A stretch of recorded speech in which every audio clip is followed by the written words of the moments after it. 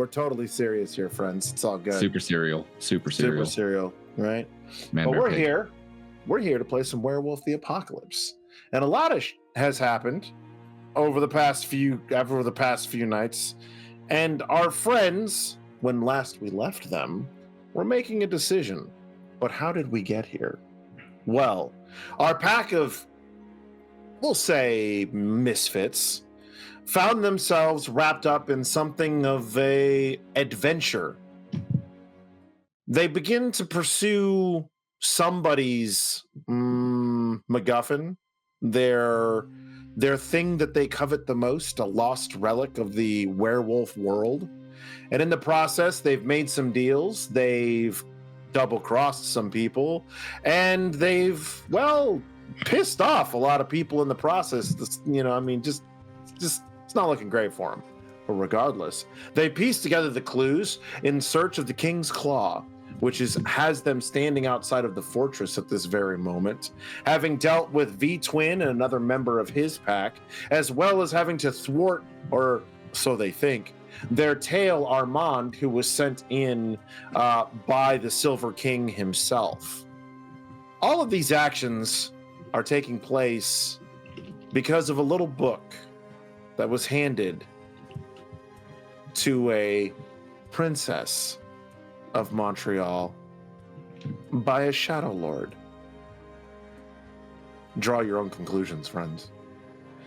But as we stand outside the fortress, our heroes, degenerates, denizens of Montreal are forced with a choice, knowing what they know and also coming to the realization that there are others within the Garou society who are very much paying close attention to their actions.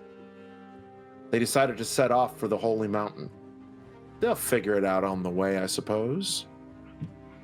As it nears about 10 o'clock at night, and they find themselves standing just on the sidewalk at the base of the oratory, staring into the park that is the Holy Mountain.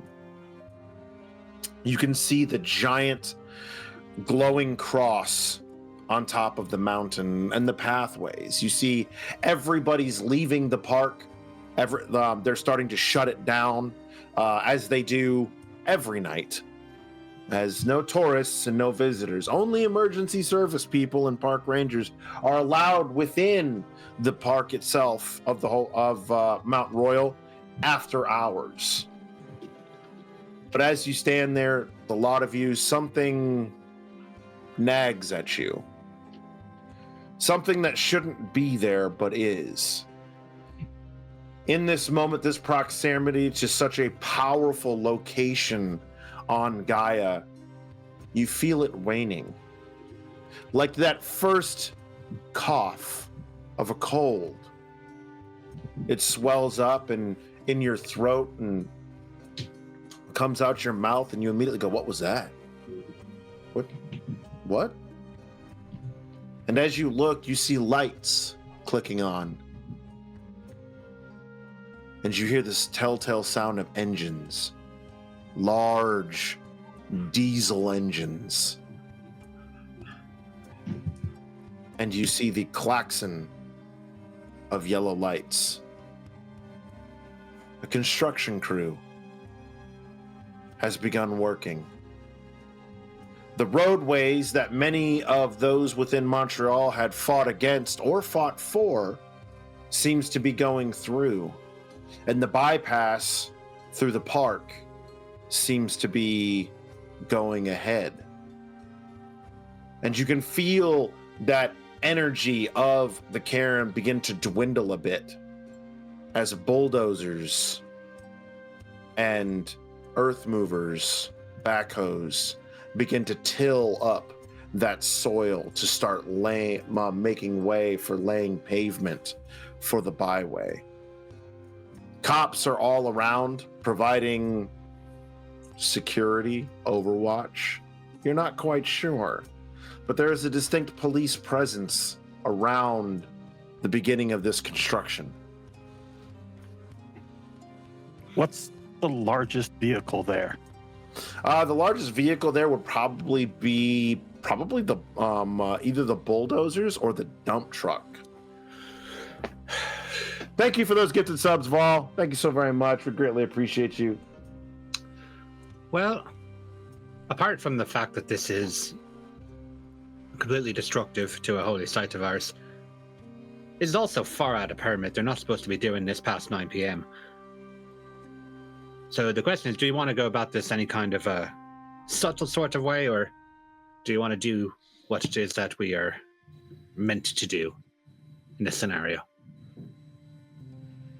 Boys, what you think? I'll get the dump truck, you get the bulldozer. Yeah, but if this is a distraction, no? Like, we don't have a whole lot of time. I don't think we need to do much. It's going to take a while to move all that equipment. Let's save it. Breaks down. Let's save it for afterwards. Let's grab what we need to get. We need to use that as a distraction on the way out. Slash some tires. I'm fine with that idea. If you think we can do it subtle like, I can probably disable the big one on my own. I think. What y'all do? Yeah, I can get the dump truck. Yeah. It'll take him a week to unload that thing, find another truck to carry it all. I'll put it back. Storyteller, can you remind me again what the biggest machine is? You said it before, but it was bulldozers and dump trucks. Yeah, there's several. There's several of both. Also, keep in mind there are police here that are overseeing the construction. And totally. I don't mean by like a single cop. I mean like as in like there are several squad cars, lights are going, very much the same way that many of us picture how DOT is when they have the police around them working on the freeways. They're all around. Absolutely. What I'm planning on doing doesn't require me to get particularly close. Now, same. This ability that I've got here of Gremlins rolls against a single device with a DC table. Mm-hmm. How would you feel about me accepting a higher DC for multiple devices, so I'm not just sitting here burning roll? Sure, I'll go for that. All right. Depending upon what you roll will determine the number of vehicles in which you can affect. Sounds good. Yeah, because typically, something big like this is going for like a DC of 4, so I'd be happy to roll higher than that to get multiples, if that's good with you. So I do a rage check, actually. I also have gremlins. Can I help him with this? No, you need to do it on your own. Okay. Yeah. Yes, then so I'll pick whatever ones he doesn't get. Okay. I did not lose any rage.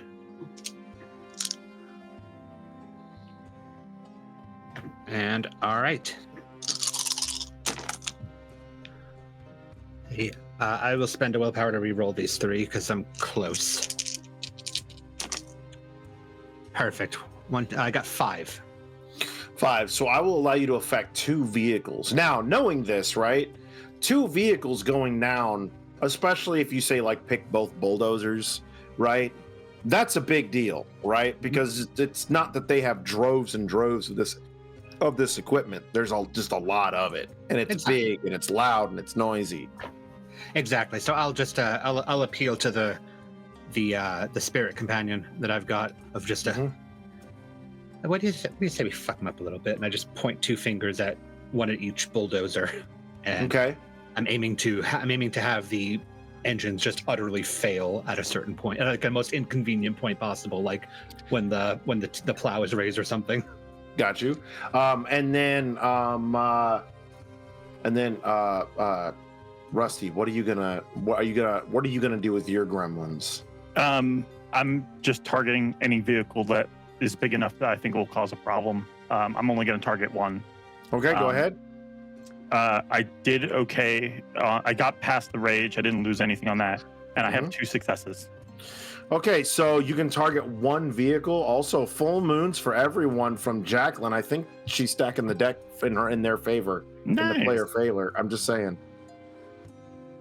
There's a rule against that somewhere? I don't know. I figured I'd give it a try, see what happened. That's fair. So you can affect one of the bulldozers, but it's not what would end up happening is more or less the 3 bulldozers of the 4 kind of like grind to a halt. You see a hose of oil start spraying on one, another one, its electrical systems kind of start lighting up or whatnot, and people kind of run to these things as they're obviously starting to fritz. And you can see that the production has halted, or the construction has halted for the moment, but you do know that it's for the moment. It's enough to get us on our way, which is good enough for me. Like Doc and like Doc and oh my god, my name's sorry. Like everybody said, we're just going to get things on the way so that we can get to what we're trying to get to, and then we can handle this afterwards. Yes. So as you guys are doing that, you catch a familiar scent, both Rusty and Tinker. You both smell Mortina as she's standing by the construction area, watching. In sight of the people at the construction area, or out of sight? Like out of sight. She's just Okay. watching. She's observing. Getting a sense of what side of this she's on. Yeah. Like you get that sense of, in your case, Tinker, very much so. She's giving you that look of, why are you stopping the Weaver?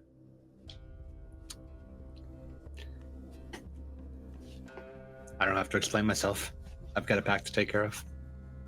But that's the expression she has. That she's giving you that very Vulcan, one eyebrow raised look. Like, Tell you what, I will give the same look back, but mine is not for that. Mine is for why are you so keen on the Weaver destroying a holy site? you hear a whisper in the back of your mind. Only you.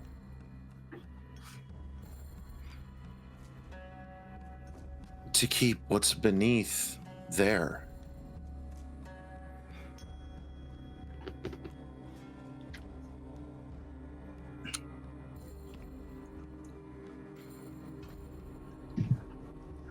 I'm just going to take out my phone. I'm going to text her just 3 words before I wave to the group to move on. It's just going to say, learn to balance.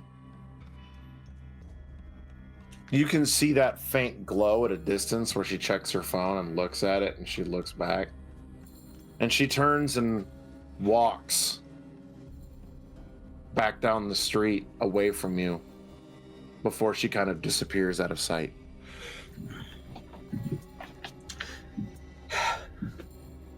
Okay, well, we had somebody here see us disrupting this, so we have an alibi for why we're here, so I'm just gonna wave the group on to keep on going. Pushing into the park. Now, you know that this is after hours, so how do you plan to get into the park is the more keen thing. There are several avenues of which you can approach from where you're at. One being that you could go in through the cemetery. However, you know that the cemetery largely belongs to other denizens of the night. And while it is technically not their territory, it is Garou territory, there is something of a neutral ground that is there. What other options do we have? You can attempt to try and sneak up one of the actual entry points into the park itself. Kurt, is my park ranger ally on tonight? Sure, you can give him a ring. Yeah, I think as we're kind of like scooting around, I think that I would be like, I'm just gonna call my friend real fast. Let me see if I can get us in, and I'll give him a call. Okay. As you give him a call, it doesn't take but a couple of rings before he picks up. Hello, Officer Simmons. Hi, Simmons. Colette, how are you? I'm fine. It's 10 o'clock on a Tuesday. What do you need? Oh, I was just curious if you were working tonight. You on shift? Yeah, I am. I left something in the park. Could you let my pack and I in? Maybe? Your pack? Yeah, I have some friends. We just left something in there. Okay. I'm gonna need a little more than you left something in there. And where did you leave it? Because this is kind of a big place. Yeah, I know. That's the thing. That's why I brought my friends with me. You know, I don't really remember. I'm just supposed to let you go wandering around the park all night? Oh, no. It won't take more than like an hour. I've got a couple places I was at. We're just going to do a quick loop. Make a persuasion roll for me, please. Okay. Do you want charisma? Do you want... What are you gonna do? Are you gonna charisma? Are you gonna manipulate? What are you gonna do? Intelligence is not one you can choose. No, I didn't think so. Charisma? All right, let's see that Riz. Let's see that puppy Riz. Let's go. Okay. And you said persuasion. Okay. Yeah. And I'm a dum-dum. Hang on. Dice. There it is. Okay, so I get 6 dice. I've got 1 reach. We've got 3 successes not on the rage dice. Okay. He says, all right. But no funny business. Like, don't be... No. You know me. I'm not... nothing funny. Promise. All right. Go over to the main end. Go over to the main gate, and I'll let you in. Okay. Cool. Thank you so much. Appreciate it. Yeah. You guys, after about 15, 20 minutes or so, do you guys walk over, or how do you guys get over there? Oh, you're muted. I think we're walking, right? Because I don't think we have a car unless we drove here. I mean, I don't know. I mean, I was gonna say I'd be fine to walk over. I do have a thought to Colette. Of do you think your guy's gonna be walking around with us, or is he gonna just let us go on through? I don't think so. I told him an hour. I can change and then just like, take a break for it and say you gotta chase the dog through the park instead of walking with him. I mean, that could be a good alibi. I didn't tell him how many of us there are. Exactly. So I'm gonna take a quick look, like left and right, to make sure that nobody is immediately watching. Tinker. Yeah. What was tight ass doing back there? She was overseeing the construction, not like officially, just watching it go down. Okay. I'm not sure like how everything transpired, so I want to ask that before you shift. All right, Sure. No, just watching it go down. Some of my my tribe mates have different perspectives on how much Weaver is enough Weaver. Okay. Yeah. So go for it then. Look around, make sure that nobody besides us is immediately perceiving me, and then immediately switch to lupus form. I think, it's not just a wolf. I have Clement lupus form, so what you get is about a 200-pound Newfoundland Shepherd. Outstanding. So as you shift and you guys are over there, coming up to the gate, you see a big old... You ever been a park ranger in the middle of a major metropolitan city? Then you might know what it's like to drive a Ford Super Duty. Pull up to the gate as the beam, like the lights, and there's like that unnecessarily bright searchlight that like beams on the front gate and then turns off. and you hear the hum of that, Cummins engine or whatever the hell it is. It's inside those big ungodly vehicles, and he comes walking over, and as it does, the lights dim down, and you see this kind of like very like meek looking individual, right? The weather's a little warmer, so he's got on his shorts, his green shorts, and his button up, and his nice round hat. He's sitting up there. I have no idea what Canadian park rangers look like, but this is what we're going with. And he comes walking over, and he clicks on his light, and he looks, right?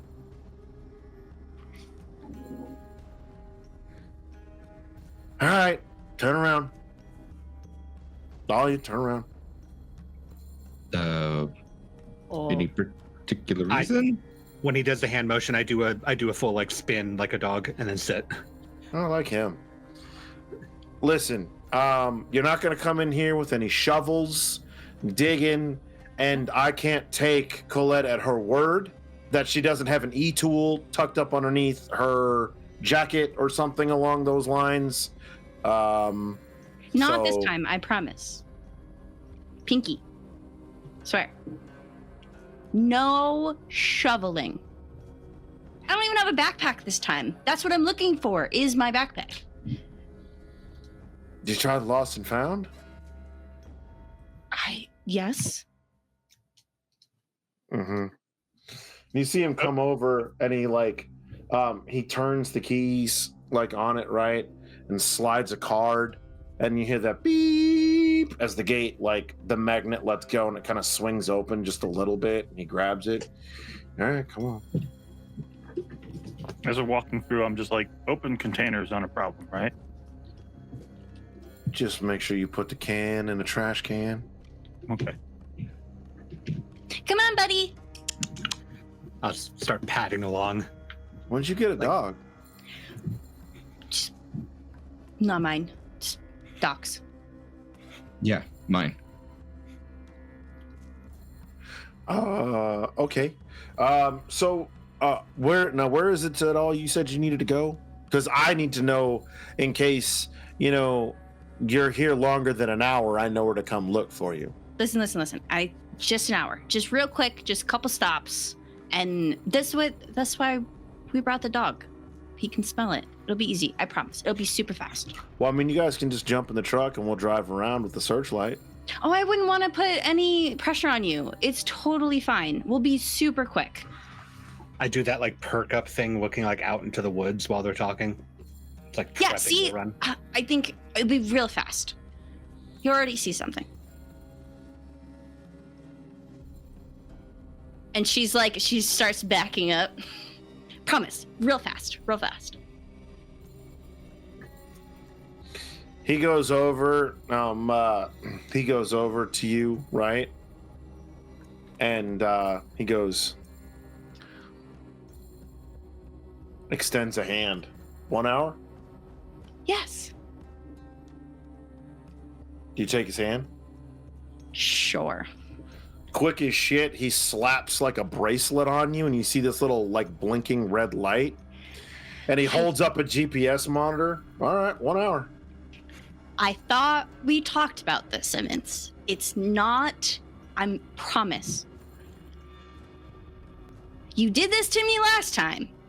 Right. And last time I caught you digging holes over by where the stables are at because you were convinced there was some lost Spanish doubloon. This is a French town. There ain't no Spaniards here. And you know what? I don't even have a shovel this time. I don't even have a shovel. Look, I don't even have a shovel this time. She doesn't have a shovel. No shovel around. He slides it off. All right, go. Thank you. Go. Thank you.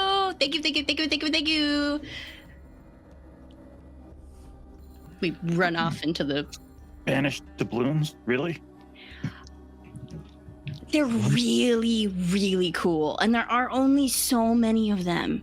And there was a sailor who is stationed here. You don't really care, do you? Colette, what the fuck? Casting interest. I just want you to know that I did find one. It just wasn't by the stables. As we start looking around, can I look at that? I took a cell phone picture of that painting we saw. Mm-hmm. I want to try doing fetch bounty on like any piece of clothing in that painting. Okay, so you're not going to come across much of anything in that painting per se. Okay. That you're going to come that like of that particular clothing. I know, like, I probably can't. And then maybe I'll ask this of Colette. So I have a thing I can find stuff. Now, Right. I don't think I can find the thing we're looking for, Okay. but I can probably find something related to something that would be next to the thing we're looking for. Like a corpse. I guess a corpse, maybe. I mean, we don't or really like- even know. Do you know what like what kind of currency he would be carrying? Like, if this guy was carrying doubloons, I could think of doubloons and find them. I mean, he wasn't Spanish. Well, that was an example. Oh. What about like a metal? Yeah, metal work. Like silver. Yeah. Actually, And I know, I know, Tinker, I know. Not a great example. But I mean, it's called the Silver Claw, right? yeah. Chances pretty high might be made out of silver. So 2 questions. One, on that painting, was he wearing any medals? I know that's not what she's describing, but it made me think of that. He had like a light chainmail on. A light chainmail. Mm-hmm. I guess I'm gonna first look for silver, and then if that doesn't work, I might try again on chainmail. Actually, I'm gonna start with chainmail first, only because that's probably more rare than just regular silver. I don't want to find like a silver dime. Okay. So you start to get a sense in a direction that you should head. It doesn't glow like a beacon because you can tell it's within the earth. But you do get an odd tugging, and you guys just see Rusty just start walking, taking off. I got something. I'm like running, but also holding my beer up so I don't spill any. The standard. Yeah, exactly. Yeah, we've all been there. Yep. I guess I don't drink, so I haven't, but I like to pretend. As you're kind of, you guys are like struggling to keep up with Rusty, honestly. Well, okay, maybe not the giant Luffy, but you know, I mean, the rest of you are like, oh shit, as he's just going. Like you get the same idea of like his upper half is just like standing there just holding the beer, but his legs are just going. As he's moving around areas, he'll stop at a tree and turn and begin to move. And as you do, I need everybody else other than Rusty, because Rusty's very honed in. So give me a wits alertness roll, please. You said wits and awareness? Yep.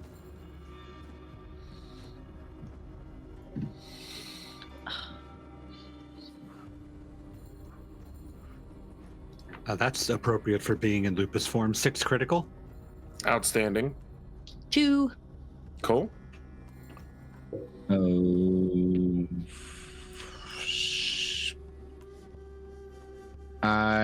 What is it? 2 successes. Okay. So, all 3 of you, Zach, you more so than the others, your head's cocked to one side as you sense something. You sense something in the distance. Something watching. Is there any wind? Can we like smell anything?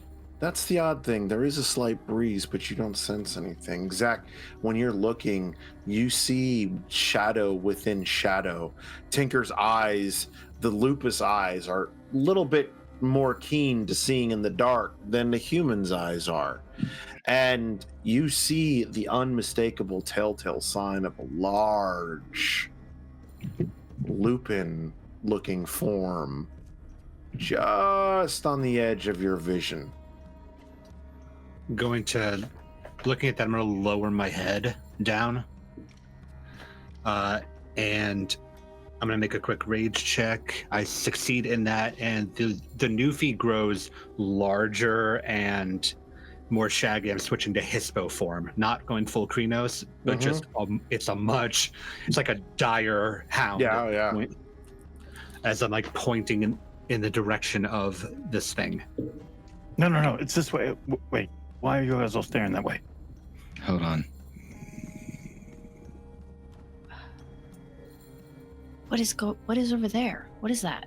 I'm going to slow pad in that direction. I'm not charging because the group either needs to follow me or choose to not. So I'm not going to break from them. But I need to know what this thing is in case it's a danger to my pack. Yeah, I think in response to Tinker's response, like this tells me something potentially non-human is around, and so I'm also gonna change. I'm gonna try to change into Glabro. All right. I did not make my rage check. Sad. I know. Sad panda. Sad panda. She's too focused. She's too focused. She's too into it. Maybe she spent a little too much time away from the cairn. Maybe she's. I mean, maybe. Not enough. What the fuck is everybody looking at? Is there something over there? Just something. As they pointed out to you, Rusty, you begin to see it as it begins walking forward, and it starts padding towards you all. This giant hulking figure of absolute jet black mane padding over slowly, and as it does, you begin to see chunks of its fur fall off, flesh tearing, skin pulling off, rotting away, dripping off to the ground. The very structure of this creature changing as it goes from 4 to 2 as it stands up, and just at that final moment, out of the shadow into that walking lamp along the roadway through the area, you see Ulf come walking out smiling. Is he naked? No, he's like in a full business suit. Okay. Ulf? What are you doing? What are you doing here so late? What are you doing here so late is the real question. I believe there was an arrangement of checking in. Yeah, and then you went missing. I didn't go missing. I had a slight altercation with the powers that be. Right. My father. Which, by the way, what's the deal? What's going on? What do you mean, what's the deal? Why did he have you strung up and beaten? What's the deal? Oh, because I decided to pay a visit to someone, and he didn't take kindly to that. Right. Much less taking to the other person I chose to visit. Can you just... What are you doing here? I came to check on your progress. And I'm working on it. What do you think I'm here for? Working on it is not exactly what I was really hoping for. You could have told me you had found something that led you to the fortress. You could have told me any number of things. Right. But I don't have anything to give you. You handed me a book. Mm-hmm. I went to the museum. Had an altercation with just about everybody, by the way. Nobody's super happy thrilled. and now we're chasing a lead. We don't even know if it's a lead. We don't even know if it's real. Everybody's looking for the same thing, and so far you're the one that's in the front of the pack.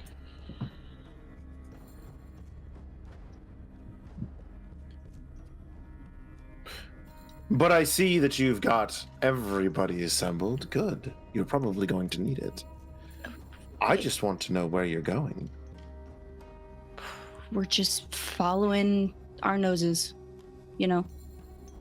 I honestly, I'll be super honest with you. That's literally what we're doing. We're just... Yeah, it was leading me to your mom's house. So, like, his head turns, and you see instantly his eye shift to like that of a dog's eye, and his lip curls and his teeth get a little bit longer before coming back. In the middle of him doing that, he can gently feel my jaw just around his ankle, not biting. It's there. Mm-hmm. Yeah, outnumbered.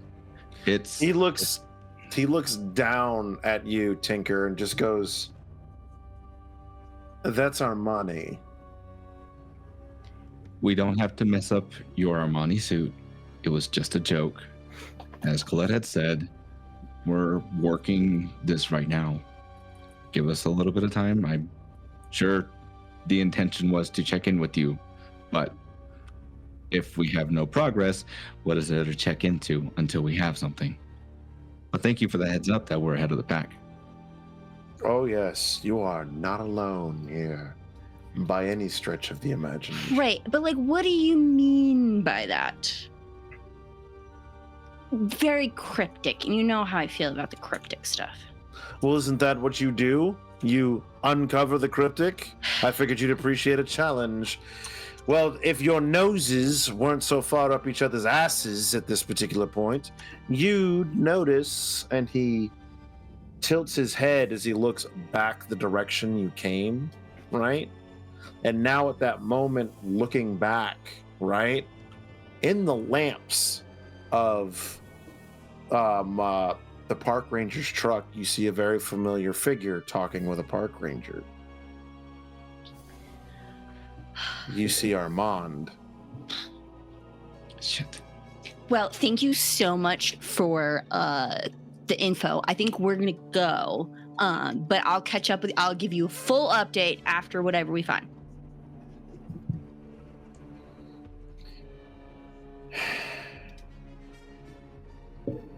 You know, you really aren't your father's daughter. No, I've tried really hard to not be. Yeah, that's a compliment, actually. Thank you. Is it though? Yeah. You may have a bit more of your mother in you than you realize. Maybe. I bite my tongue. Maybe. Or maybe you're just a jackass with some shadows and you're hindering our progress. So... Oh, is that the case? Oh, then by all means, on your way. You're welcome. Thank you. And she will start kind of like pushing Rusty. Like he looks down at Tinker like, bro, can you get... Oh, I let go the moment that he brought it back. One of those, like, the more he shifted, the more I clamped down and matching.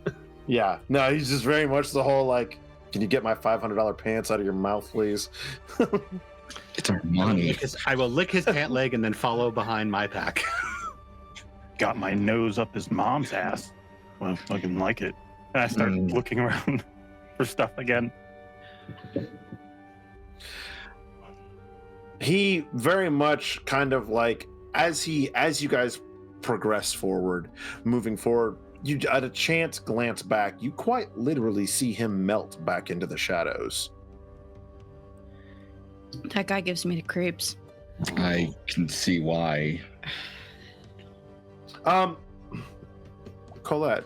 Yeah. Roll me your renown.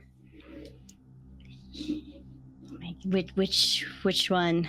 My big one? Oh, yep. Roll it, please. Okay. Do I do a rage for that one, or is it just? Nope. I just need you to roll it. Okay. They're both successes. Okay. Cool. Thank you. You're welcome. When you're around Ulf, you feel a degree of familiarity, but you continue on your way. As we continue on the way, I'd like to use my penumbral senses. I think I said that right. Yeah. Yeah, to perceive both the spiritual and mundane worlds at the same time. Okay. Is there anything in particular you're looking for? Or is this just kind of you're just keeping yourself aware? Keeping myself aware. I remember from earlier in the what is it? Doc would remember from earlier in the day with the meeting up with the first, and also the descriptions with the black tendrils and all that good jazz. I'm imagining that maybe Doc might be able to still be able to perceive that, and maybe give us that lead to see where it might be going. So you do actually. You realize that as you're looking, and Rusty is like beelining it. He's back on the trail, just going, right? As you're experiencing and seeing both worlds laid on top of one another, you see him following a thick black tendril.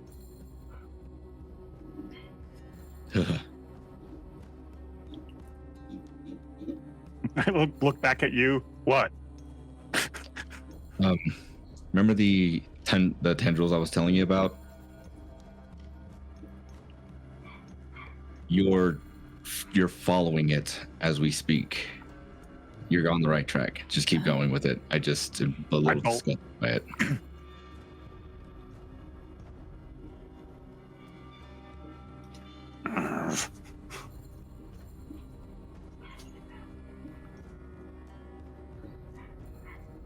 As you proceed forward following, you come to an interesting point along. You are drawn off of the trail through some woods, a little bit of trees, and you look up through this clearing and you see the cross upon the mountain, shining bright, lit up almost as if it's its own mini sun. And a portion of that light is shining down through this clearing to a small gathering of stone with a circle around it. Faint etching upon the stone can barely be made out. But here, the tendril is thickest. It feels, you can see it pushing down into the ground. Rusty, you're here and there's nowhere for you to go, but you feel you must go further. Is there anyone around us? No, not at the moment. I look at you guys, like checking if any of you guys object, and then I will. I guess I will go Glabro to try and lift up this rock, maybe. Okay. You go and you try to grab this rock, wrapping your arms around it, lifting with all of your might. But much like that of a Thorian legend, it will not budge. Almost got it. Okay. What is Rusty, happening? What is he doing? the tendril goes down. It's the thickest here. It's like, Okay. this is where we're probably supposed to be. That maybe if we can lift it up, there's an opening there that might lead us to where we need to go. I don't know if this is like in the. I don't think that's how that works. I'm gonna put my nose square in the middle of Colette's back and nudge her forward. What do you want me to do? Help him out. I am not the strong one here. Just Give it a try. This is legitimately feels like it's out of what is it? A story. Just let's. Everything is pointing right here, right now. The tendril where Rusty's leading. I just want to point out I'm not Arthur Pendragon, but not with that attitude. I will give it a try, I guess. And she'll walk up to the rock and give me an investigation roll. Yeah. Intelligence? Yeah, I'll give you intelligence. Thank you. I'll let you stack your pool on this one. I appreciate it. Okay. That is 3 successes. Do I feel like that's enough, or should I use a moon? As you look at it, the shadows begin to play off of the rock face that you see. And you get there for a moment, staring. And you pick up a small clump of dirt. And you begin to rub it into the stone. And as you do, that dirt finds purchase. And you start to see, is that a wolf's head? And then you put more dirt onto it, rubbing more and more dirt into it. And you guys all see her kind of almost frantically at this point, like smatting dirt on there and rubbing it on there, her hands going crazy, right? As it sweeps off, and you see where the dirt has filled into the cracks. And you see 4 Kronos werewolves, heads canted up towards the sky, towards the stars. And you see the rock itself shifted over and an opening beneath it.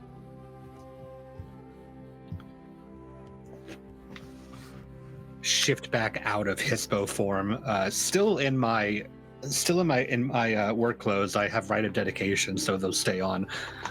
And I'll just speak up and go, I figured it had to be more than just shoving a rock around, yeah? If anyone's going to figure it out, you're going to. While you guys have been doing this, I'm still been.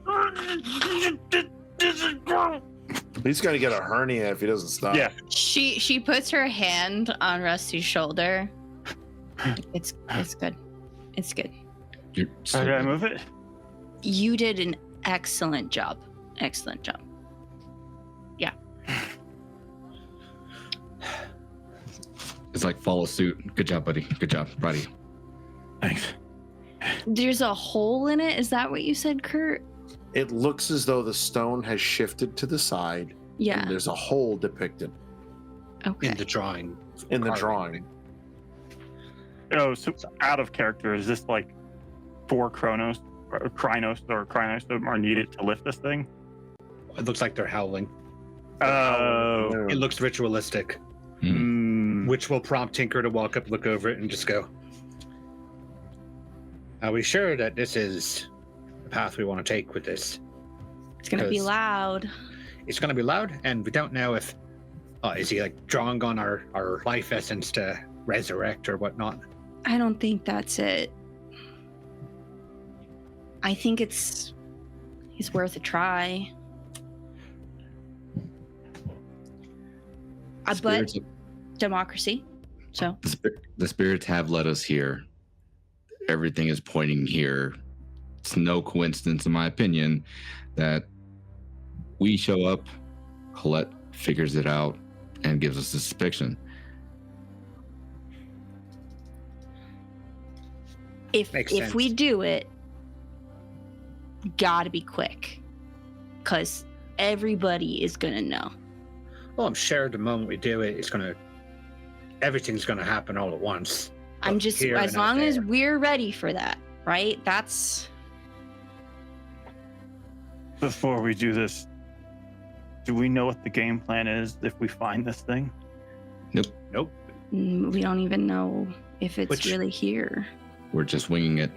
Which I gotta admit, it's a bit concerning to me, all things considered, that we're on this here hunt, which makes sense. You know, it's a big mystery. We all like a mystery, but we're here. We got fuck all idea what happens when we do this ritual howl and that opens up.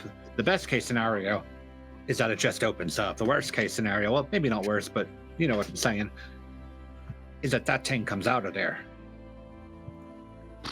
Right. Yeah. But we'll be ready, right? Because Are we? right? Are you ready to fight the forefather of the whole area? I don't if we think got to? I don't think we're going to be fighting him. He wouldn't have come to us asking for help if he was going to fight us. Then are you ready for the forefather to attempt to unseat the current prince? Not prince. Out of character. The current Chieftain. the current chieftain of the whole sept. Your dad. Could it be so bad? Kings don't come back just to be advisors. They come back to reclaim the throne. Well, okay. Well, Doc. Yeah. He asked for our help. He Did he asked for our help. say what he was going to do after that? No, he did not. I'm more concerned not about him, honestly. I'm concerned about the sword. You guys all know what that thing can do, right? I'm not spoiling something, am I? Then the Say best case scenario is that that's the only thing down there. I mean, that still could be a problem. That thing's down there, and we find it for everyone else in the area. Or I we mean, find they it were able to first? get man and beast to bow to them. Do we think anyone in this city deserves that? Would I you- imagine it's legends and whatnot. The person that finds it's the one that wields it. Yeah. And honestly, do you really trust anybody else to do it outside of our circle, out of our pack? I'm not even sure if I trust myself to do it, all things considered. Yeah. I mean, the That's what I'm saying. alternative is Tommy, right? And we don't want that. Well, maybe it shouldn't be here. Maybe we can remove it off the board. You're talking about taking it out to city. And destroying it? Or Just get it as far away from here as possible. I know some people. I want to know that we're in agreement on what we're doing with this before we go down there, because I don't want Cryptic McGee or the Tommy big thing. V-Twin to get it. The big thing is that it's helping to potentially get rid of the corruption that is plaguing this area and helping to make the first whole again and bring balance. What does that mean exactly? I don't know. I don't know what that means in his mind versus what ours is, because balance can mean so many different things to people. Yeah, I've seen Star Wars. Yeah, it doesn't always go the way you want. So, but he is the first, and he did ask for us. it can't be a coincidence that he's seeing us and then we see him. I mean, Or we're the perfect stooges for this. Look, I'm with you guys, whatever you want to do. Rusty's right. It's worth considering all the possibilities before we just up and either retrieve a mythical weapon or raise a mythical leader back into the fold. But you're all right. I'm not particularly keen on anybody else taking a hold of this thing if it's down there. So we're going to have to get it out of the city if it is down there, unless one of you is planning to make a big promotion of yourself. Nope. I've been content with my life as it is. All I want to do is just help. when he says the thing about promotion, I'm eyeing Colette and trying to get a read. She's very impassive. She's not showing a lot on her face. She also didn't say anything. Mm-hmm. But if y'all's thinking that we're here for a reason, then we're here for a reason. This There's feels one that brought us this way. coincidental. Yeah. I don't believe in coincidences. Never have, never do. Especially now, especially with everything that I see on both sides. It feels like it was the spirits that brought us here for this reason. Then we just be on the defensive for whatever happens when that happens, external or down below us. Yep. Okay, fuck it. Right. Majority roll, yeah? Yeah. I'll make my rage checks to succeed on both, and the jumpsuit gets covered in fur as I go into tall, very shaggy black fur, like the Newfie Krynos form. Do we need to rage in order to do this? I did the two rage checks to make the transformation. Oh, okay. Yeah. Yeah, I guess I will as well. Let's do this. Let's get this bread. Oh, I passed both of them. I only got one. I'm just gonna fail. Or I think it still works, but you lose rage, right? Like making a normal rage check? Yeah. So I use the dice roller, and it has like the single slash on each of the die. That's just 2 successes. Fantastic. It's like, I don't know what that means. I'm No. hoping that's a good thing. George, you can use a full moon in order to gain an automatic success on a thing that you're trying to do. okay. Let me do that. I'll spend Okay. the full moon. All right. So you spend a full moon and then you shift, right? Now, Colette, as you are doing this, you're looking at the placement and you're looking at their stance and you're beginning to look around. And you realize that perhaps a rite needs to be performed. You've lost touch with this Cairn. Maybe once again finding those roots of where you come from is what's needed.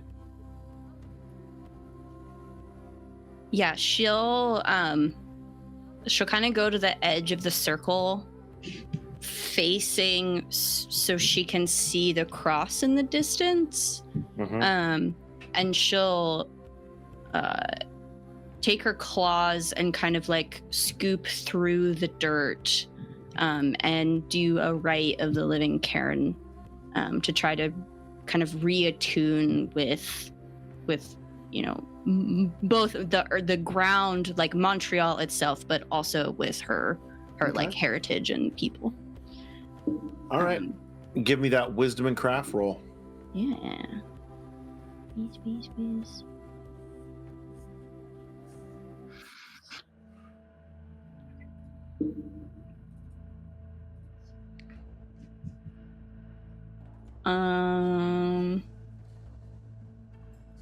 So I only got 1. But can I spend a full moon for a reroll? You sure can. Okay. I will drop a full moon, Okay. and I got another 1. Can you spend willpower to roll more? Like reroll 3 of them? I can if the storyteller lets me. Yeah, you can. Okay, I'll spend 1.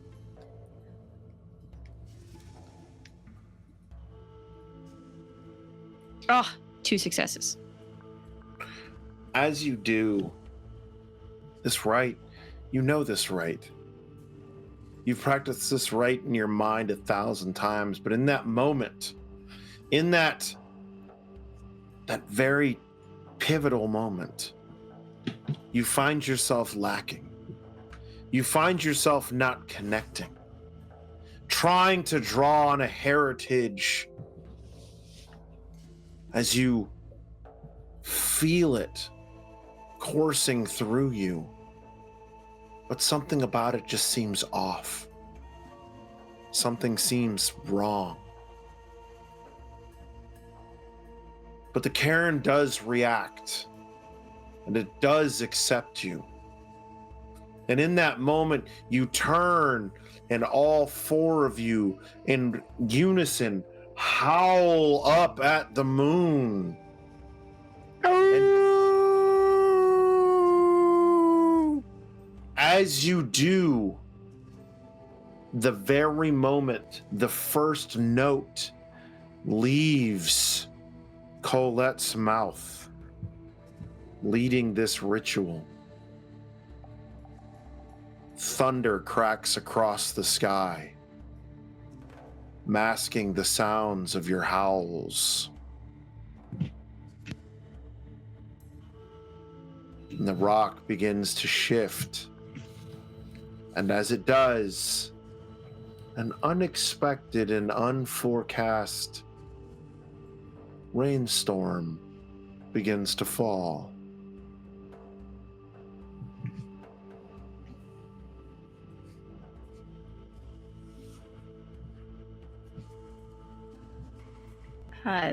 Colette will kind of look up at the sky, a little puzzled, but kind of happy about this, I think, and walk over to where the stone has shifted to peer down. You guys see a small opening in the ground, twisted black roots from various trees from around. Here, they're not rotted, they're just blackened. Encompass this hole which you can drop down into, this inky darkness in this hole. But those who can see in two worlds sees the tendrils writhing more so as this stone is uncovered, up and out, trying to claw out, climb out. Rusty, and you feel this overwhelming tug to go down, to find that chainmail that you so need. I look at everybody else for approval before just diving in. You're gonna see as Doc just starts to growl, looking at the hole, but yep. Yeah, I think Colette, as soon as Rusty goes down, is like immediately on your tail, both figuratively and. Yeah, then I leap down. As you all, I assume, leap down. I will make a point to attempt to, if it's not too heavy, move the rock mostly back over as I go down. But if not, then I'll just drop. You attempt to move it and it doesn't budge, but upon the moment your paws hit the floor beneath, the rock itself slides back, sealing the hole, sealing you in. And oddly enough, odd runes in oranges and reds begin to light the walls, giving a phosphorescent glow, giving you a degree of light, and a small path in the dirt full of very, very old tracks, but only one set of tracks.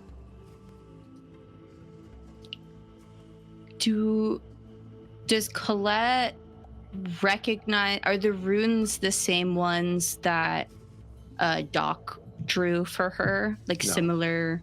Does she recognize? These are just old runes. They're runes you've seen before, that you've all seen since childhood. They're the runes who describe the building of the world and how Gaia came to be, and how there are those that were born and created to defend Gaia. It's just the legend of the Garou. And the the footprints, do they look like wolf prints? They Do look I like large Chronos prints. Any recognition? Probably not.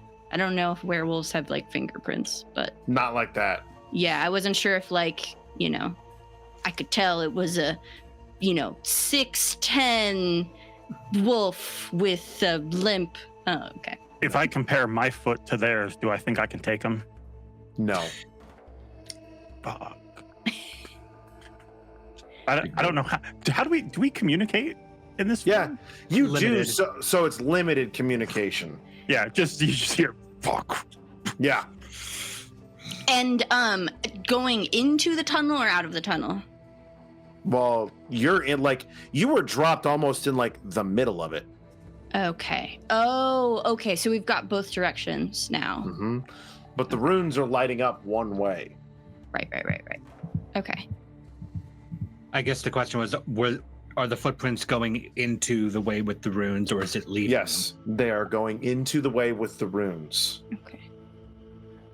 Here underneath the ground, in this cave, you feel more connected to Gaia than you did above walking on the surface.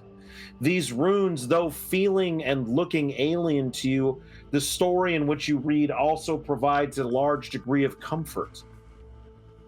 Knowing that here, your lineage, the lineage of all Garou, all defenders of Gaia, is written. Where you come from, what you must do, the tasks that are set before you, the two worlds you must walk in and day out. Following the runes like a guide, reading the story on either side. It begins to speak of the tribes and their formations. Some names you recognize, other names you don't. Other names that were once considered highly regarded and greatly revered, in Nights now, they are shunned and feared. And you begin to read the story of the great worm, the great devourer, that wishes to consume all things. Though when this was written, it makes no mention of the Weaver. But it does state, fear those that master the iron.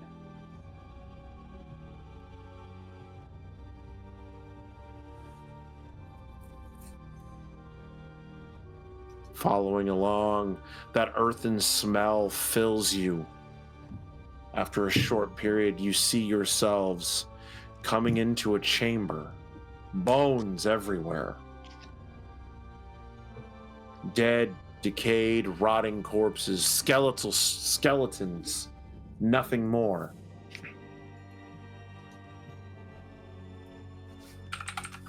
Go ahead. Oh, I just said tomb to the group. Beyond it, you can see another door. In this room is a dais.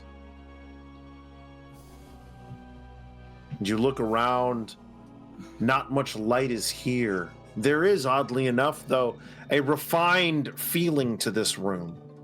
Its walls, the stone carved etchings into the side.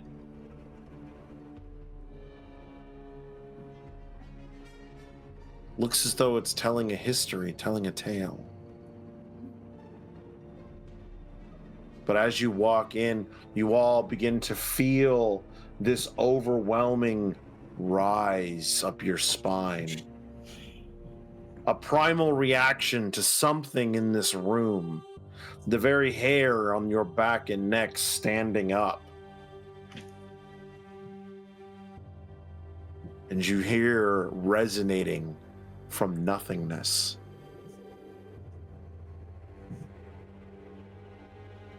Why have you come? For he who is the first. Why are you here?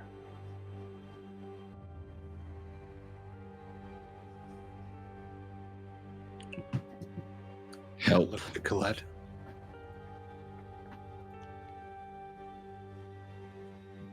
She Yeah. don't like that. She doesn't like that at all. She looks freaked the fuck out.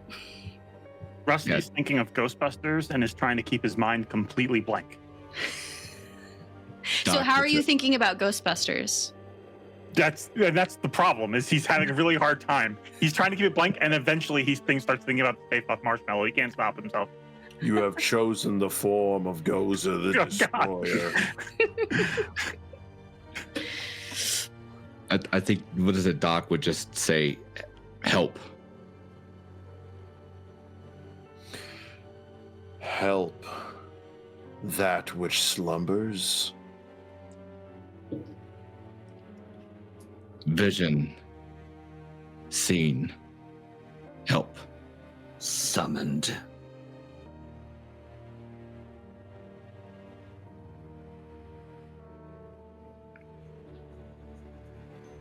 You must prove your worth. And at that, you see the bones around you begin to swell and begin to move. Wrong bones, put that down. I've been waiting the whole night for this. I was gonna take one of the bones of those skeletons, but I thought, let's not. Like as a dog thing, but now I'm really regretting I didn't. Would have been hilarious, though. They begin to compile on themselves, stacking one another on top of each other, before they begin to form a large bestial creature that you recognize as a giant wolf, and stares looking down at you as it is up on its hind legs. Not the arms of man like you all are sporting, but it is a wolf. And it simply says, I am the guardian. And you must prove your worth, lest the first consume you. Deadly. And that's where we're going to go to break.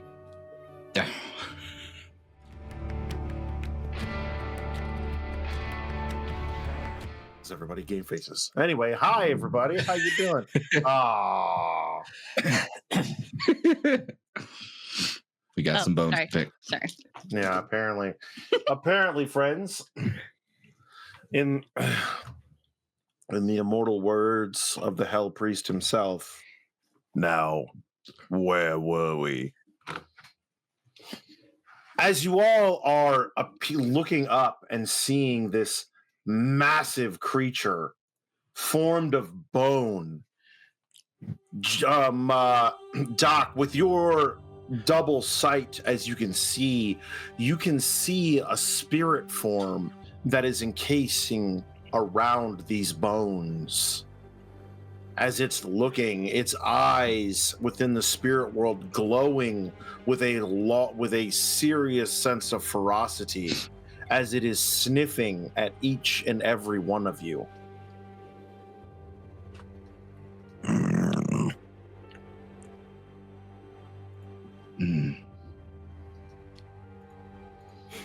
I think Doc's just going to take a moment and just, even in this form, nod his head, because out of respect for the spirit that's within this form that we see before us. Even if we are meant to fight it, to him it still deserves a level of respect, and that's where, like, even in his Cronus form, he'll nod his head and just show that sign of respect. You nod your head, and I take that as a go sign, and I just run straight in. Do you? Yeah. I'm always waiting for the rest of the pack to tell me what to do. So I'm like, we killing this thing, and I see, and I'm like, yeah, okay. All right. So we're just going to do a group initiative on this to make this, fairly simple or whatnot, right? So that being said, all right, roll 3 dice. Oh, Roll 3 dice, and then we will see which one of you has the highest to see if you beat out his. All of us should roll 3, or just Yeah. Mm-hmm. Oh. I got 1 crit and then 1 regular, so I guess that's just 2. Correct. 2. Go for it. I had a crit and that's it. Okay. I got a brutal result. So you guys are going first. Okay. That brutal result will beat out his crit success that he had, because it's brutal and we like brutal. So you guys are going to go first as he's looking at each one of you in turn. What do you wish to do? Now, granted, not all trials are combat, but you are werewolves, and you are in your war forms. I'm trying to grab any bone in his legs and pull it as hard as I can to try to destabilize him. Try to rip off a bone. Okay. What are the rest of you going to do? I think I'm in analytical mode right now. So I'm watching what Rusty does to see how this wolf reacts to it, if the wolf was expecting combat, how hard it hits, etc., before I just lunge headfirst into it. But I am ready to fight. Okay. What is Doc going to do?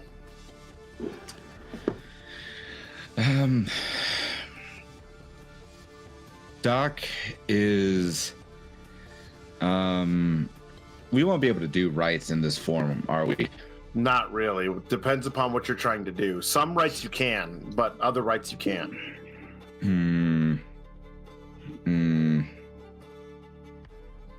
It's testing us right now, and I think Doc right now is kind of in line with Tinker in observing what it's doing. Not just observing what it's doing, but also taking a look around the environment too, because maybe there's something else that we need to do before, other than just beating the shit out of it. I mean, I'm sure we could, but what if there's more? I love it when the intellectuals play as werewolves. It's fucking fun. And what's Colette doing? I think Colette just grew up in a world of werewolves and knows that the best way to show a werewolf what's up is to be better than that werewolf. So I think whatever that better than is, can be subjective, but she's gonna just straight run right behind Rusty and up his back and do a somersault in the air and try to land on the back of this creature. Just fucking A, that's what I'm talking about. Let's go. All right, so go ahead, give me your athletics roll. You're gonna roll athletics for this one, right? For this, you're gonna be more just dexterity and athletics. Rusty, go ahead, give me a strength and brawl roll for trying to run up and rip off a leg. Awesome. Yeah, I'm also gonna turn my Eyes of the Owl on. It's a free action, but it just lets me see in the dark in case Okay. I have to close my eyes or something. I can Well, if you close your eyes, you can't see through your eyelids. Yeah. Well, you don't know. You don't know, man. Maybe I can. Can I use a moon to re-roll, or is it 2 moons? 2 moons to re-roll after the fact. According to this, you can't see through your eyelids. I will use 2 moons to re-roll because I just got a 1. Oh no! Oh, and I just realized I should be rolling more dice because I'm Chronos. Yes, you should. Okay. Oh, right. We get 4 more? 4 dice bonus to yeah. physical physical tests. Yeah. Okay. That is gonna be 5 successes. Okay, cool. 4 successes. In this moment, right? Starting with Rusty, I want you to describe for me what your Chronos form looks like as you are jumping to get this attack in. So I imagine my Chronos form, like the bottom half. I usually wear like a racetrack suit, so like a racing suit, like sort of like a jumpsuit. So I have the top half off and tied around my waist, and then the bottom half I'm still wearing, but they're ripped in places that my wife has stitched back together many times before. And then my upper half, is like brown fur, kind of spotted, and I have like these like rounded ears, and then like this snout that looks almost more like a hyena with like jagged, hard, crooked-looking teeth. Okay. Jacqueline, what does Colette look like? Colette she looks very frail, like she's very thin. She's got bright red fur, but like across many places of her body, you can see just like insane scars. She's incredibly scarred from like what looks like both just like ragged scars, but also very clean scars. Like she's been like sliced by things. She's like moderate height. Like she's not the tallest among the group, but she's definitely not the shortest. She's probably somewhere in the mid-range for everybody else. But she's very thin, and she has a very long snout. Think like greyhound type snout. Okay. Yeah. So as you jump and land on this thing's back, Rusty, you swipe and you grab. You don't find purchase to rip its leg out, but your claws find purchase and rip at the bone. And one of the various femurs that are used to form the lower portion of this thing's leg is ripped out and flung across. In this moment, both Doc and Tinker, do you have an action? If not, you will be passed, and it will be the Guardian's turn. Nope, I'm on the defensive right now. I'm observing. I'm getting a sense of like, is the Guardian attacking all of us? Is it attacking who attacks it, etc. So I am prepared to move, but I'm not doing it. I am specifically observing and analyzing right now. Okay. All right. So analyze and attack.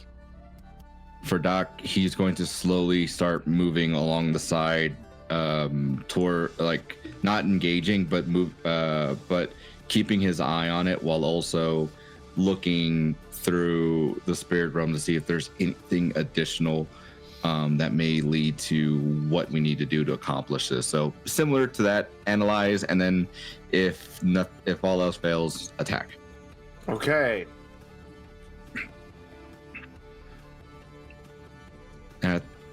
For the audience at home, as Doc is doing this, you would see he is in his Chronos form. He is maybe about like 6 inches taller than Colette. He is in this form. He's muscular, but you'll also notice one of his eyes is actually whited out. And he has scars like he had been hit by something along the left side of his body, with little patches of fur that just never kind of grew back. That's what you would see. The color of his fur would be a mixture of black and brown, scattered throughout with little bits of gray here and there. And Tinker, yours? Tinker is much more imposing in Krynos form than he gives off in Hamid form. He's at a full 9 feet. That newfie shaggy fur translates over to here. The fur almost looks like it's hanging and dripping off of him. Just oil black with just a white stripe that goes straight up from like navel to throat.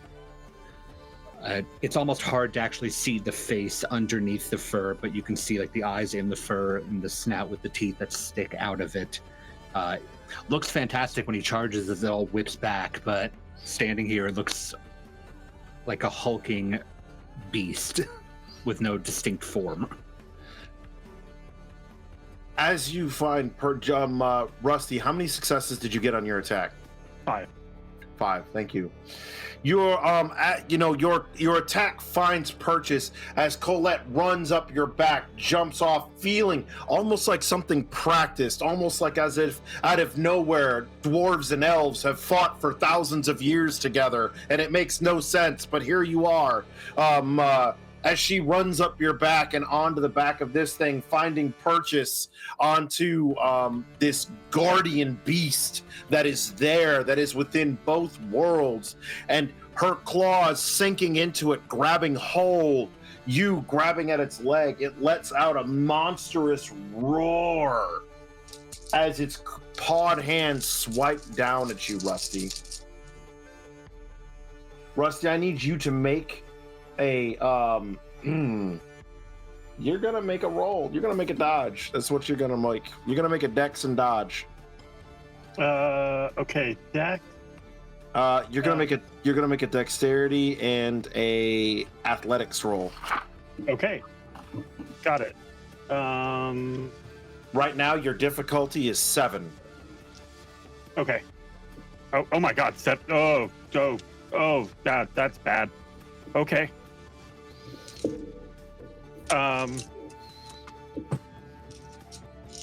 Okay, 1, 2, 3. I have 6, and one of them is a brutal.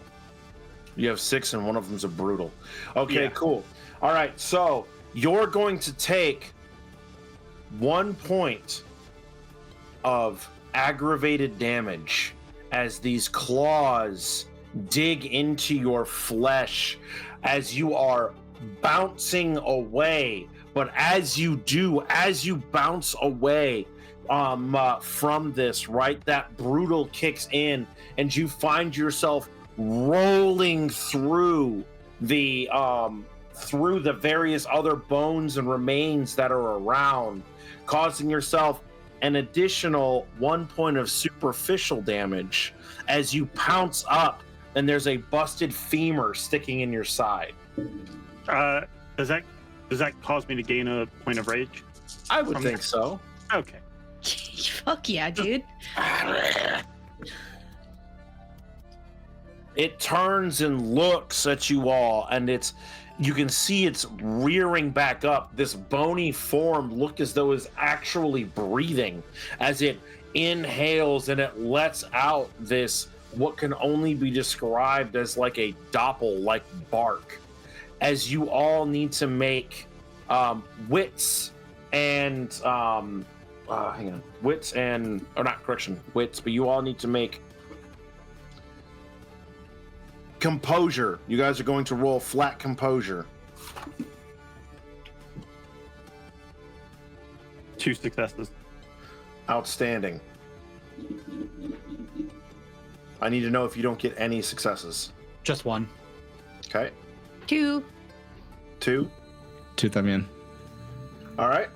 So as it lets it out, you all kind of cross your arms to block yourself. Colette, you're fine hanging on to its back. As they kind of push with the effort behind it, pushes you back, and you feel your feet digging into the dirt a little bit as you slide a few inches back. Its head turning around, trying to snap and grab at Colette that is riding on the back of it. It is now y'all's turn. I want to look for a moment when Colette being on its back, it like shifts its weight, and I'm just hitting it to try to topple it down. Okay.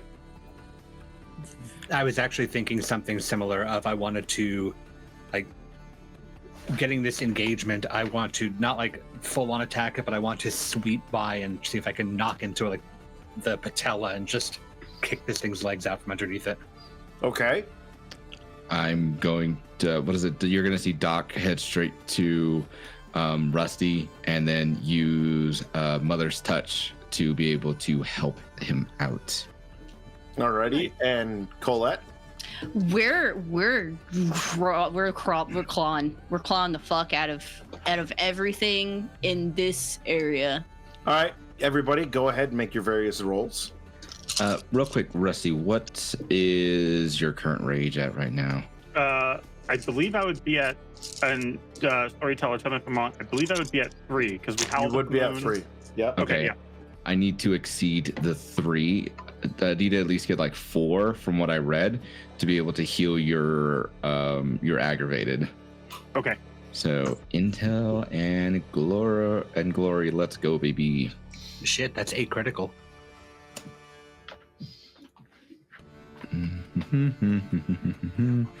That's 1, 2, 3, 4, 5. Okay, cool. Okay. So that what gives me back 1 thing of health. Hold on real quick, because I was just like 1, 2, 3. I only got 3 successes. I don't. Okay. Unless I can use a moon to be 2 moons to make a success. You can spend. Well, you spend 1 for an automatic success. You spend 2 after the fact for an automatic success. Yeah, I'll burn the 2 for that automatic success, so that way I can beat his current rage and then heal that aggravated damage. Okay, cool beans. You all begin tearing into it, one after another, bone shears falling off. Doc, you look and you see the wolf in the spirit form, it beginning to falter. Those within the material world, you see it begin to shudder as it drops to a knee. You don't quite able to take it out fully due to its massive size, but it drops down to where it's on 3 legs versus 4, and it turns and it looks and it lets out another scream as it tries to swipe at it's going to swipe at Tinker. You're going to have to dodge with athletics. I can do that. I'm gonna spend a moon for an automatic success at the start. Okay, all right. You have 8 that you're trying to beat. That's probably not going to happen, but that's all right. I got a brutal result and 1 success because I only have 3 dice. So I guess 2 successes with the moon and then the brutal result. Its back paw kicks at you where you were trying to go for its legs. Kicks at you and its claws find purchase, raking up your chest for 3 aggravated damage, launching you back across the dirt. As it whips around and you see Colette riding it like a bucking bronco, claws just going crazy on it. Yeah, that white goes red across the belly, but we got 4 extra health on this, so Tinker tanks it for a moment. I'm still tearing. You're tearing away at it. You guys, you can feel it beginning to weaken slightly. When you do,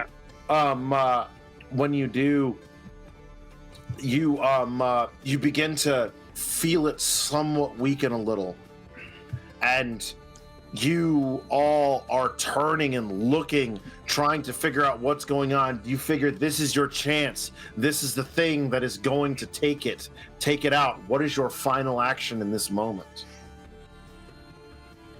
I'm gonna continue trying to slam it to the ground, and give someone else an opening. So I'm trying to just topple it.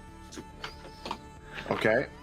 I'm gonna take my arm and try to do one of those over-unders with its arm to kind of pull its shoulder back and then just bite as hard as I possibly can. Okay. Go ahead. One last, what is it for Doc? Seeing Tinker take the damage, immediately bounces off of Rusty, goes and does the same thing with Mother's Touch. Yeah, I'm gonna make me do that roll. I appreciate that. Also, Tinker where's your rage at? I imagine I went up 1 from the damage, and even if I didn't, Tinker was about to just punch the wound to go up an additional rage. So I'm at 3 at the moment.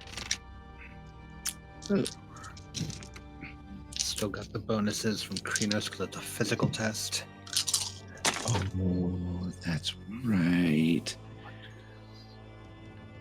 That's gonna be a 3. Oh, okay. Cool. That's sweet. One, 2, 3, 4. 2. What'd you get there, Doc? 2 and what's that one? 3 successes. Ah, okay. So those of you who have 3 or better, you manage to dive out of the way with little to no problem. Turning and looking back, you see Colette's form jumping out as the spikes are almost landing. Scrambling, a couple of you grab at her arms and pull as she looks back. And from her pack, the book is right there. Tell me, Colette, what do you do in this moment?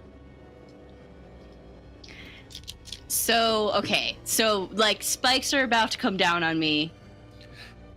Indy, are you going to grab your hat or not? Well, yes, because I'm Indiana Jones. But no, because I don't have good stats. If she... I'm lower in the pack, so if she gets hurt, can I just tank? Like, can I try to, like, brace the ceiling to try and... Even if it hurts me... Not in this moment. This is that split-second thing where Colette has to decide, does she risk losing her arm for a book? You also got 3 moons. I know. It's not as much fun if I just take the cheesy route. I don't think she can give it up. I don't think she's not thinking about herself. There's Indiana Jones when he reaches back and grabs his hat, but there's also Indiana Jones in the third one where the lady reaches back for the Holy Grail and then she dies. And I don't know which one we're gonna get. We're about to find out. Yeah. So, you gonna reach for it?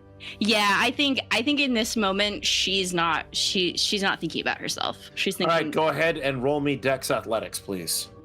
I want to remind Colette that you are still in Krinos form, which means an additional 4 dice to physical tests. With I know, and I'm still rolling like absolute garbage.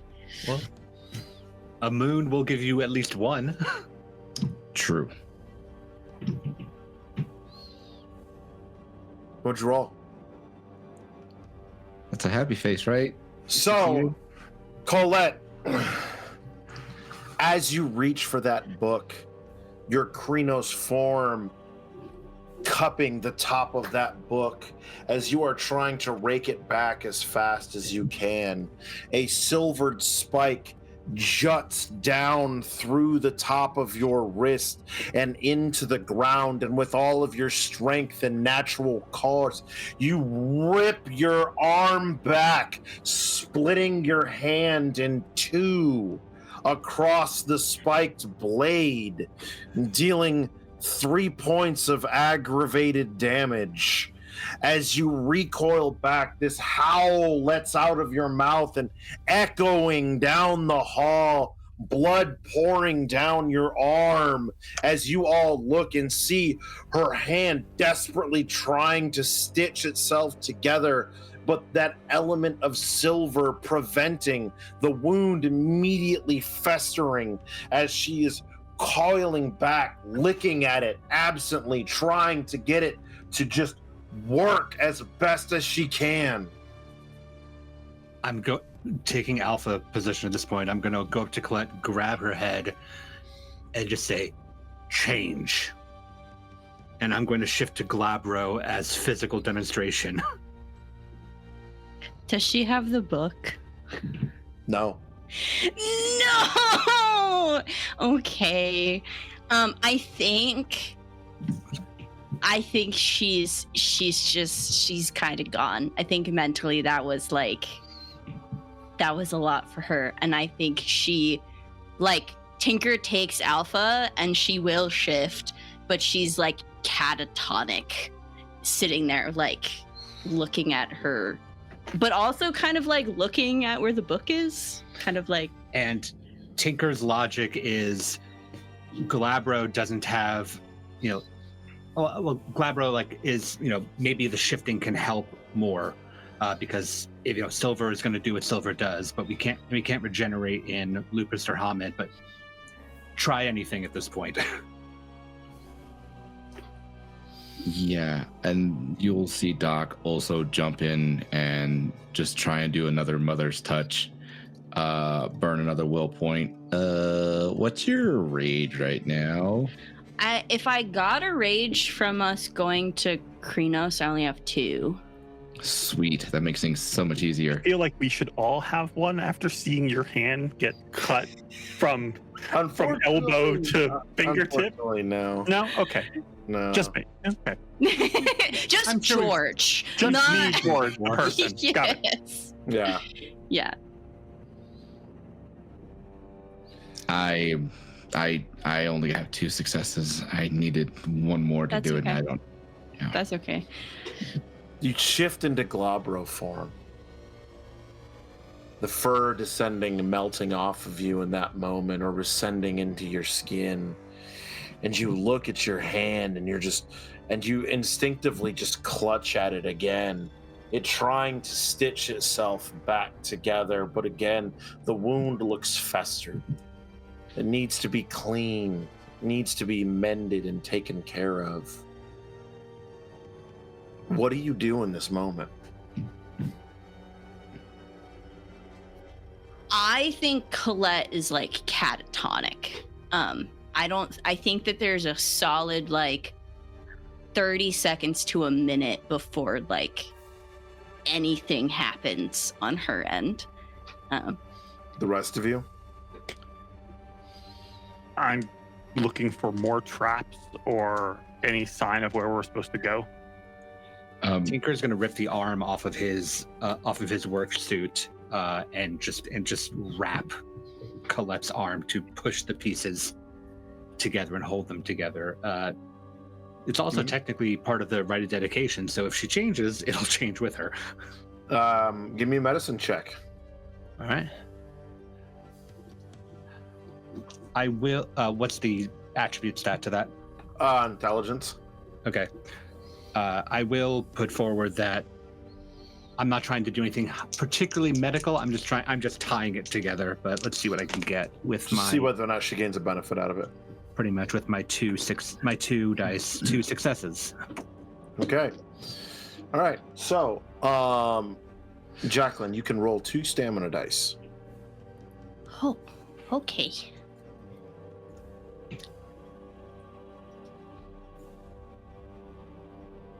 Well, 1.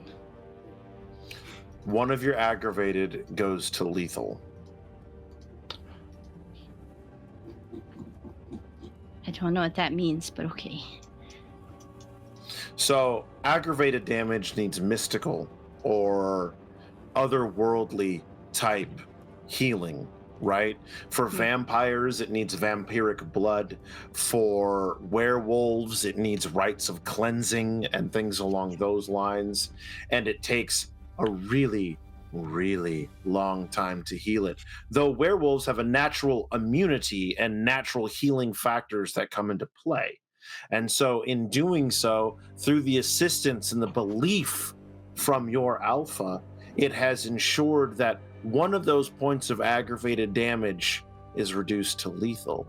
So instead of taking 6 to 9 months for that aggravated damage point to really heal off, well, now it's more like a stabbing wound that would take time to heal. Okay. Needs to say, it still hurts like a bitch, Fuck yeah. but it's just that little bit better.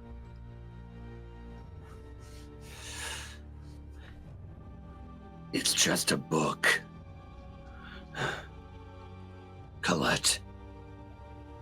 You don't understand. None of you do. Holding the parts of the sleeve that wrapped around her arm, I will lift her own arm in front of her face and just go, "Do you?" Yes. This is more than me or you. You don't get it. I'll take this, but I want that.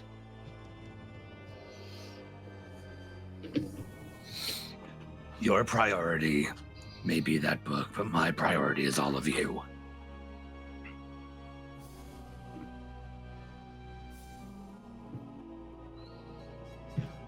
Do I sense any? Is there any shred of, what's the word?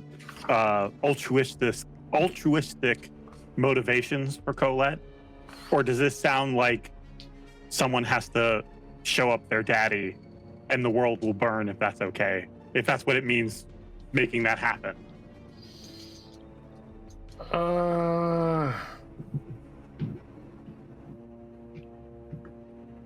Not really, unfortunately. No altruisticness?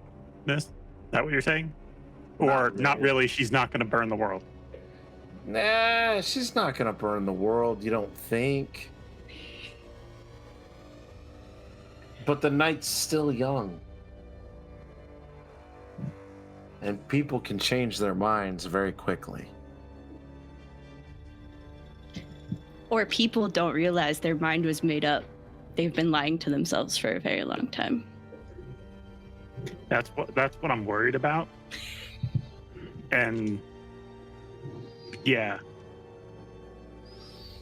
there's you don't have to give me anything for this, but there's a chance that Rusty is building up a level of rage, thinking that he might have to stop her on this quest at some point, and that does not make him happy. The tunnel. Oh, go ahead. I was going to say, I think Doc is already processing the stuff that he knows he's going to have to do after all this is said and done. Right now, Tinker did what he was able to do for the time being, but Doc understands just how severe this is. So in his mind, he's like, okay, got it. We're going to need to do a lot to be able to take care of that. Down the hallway, torches begin to light. And you all see the wolf looking at you expectantly. And it turns around and it begins to pad down the hallway. As it does, sconces lighting. Colette rips her hand out of Tinker's, stands up, and just walks down the hallway after the wolf. Tinker will let her go. I'm going to look to Doc and Rusty. I just sort of shake my head, like, this is like, something's wrong. I'm trying to signify. I will choose to stay in Glabro form and just jut my head down the hall. Pack stays together, come on. Kurt, do I get a rage for having my arm split in half? And my book getting taken from me? You know, I'll give you one for the book because I think that aggravated you more than almost losing an arm. Clearly. Yeah. She's fucking pissed. She's real mad right now. Yeah. And I think that she is gonna try to turn into her Krynos form as she walks away, like a full defiance of her alpha. As you do, you look back and you see her shifting. This room, though, as you enter it, begins to smell of decay, rot.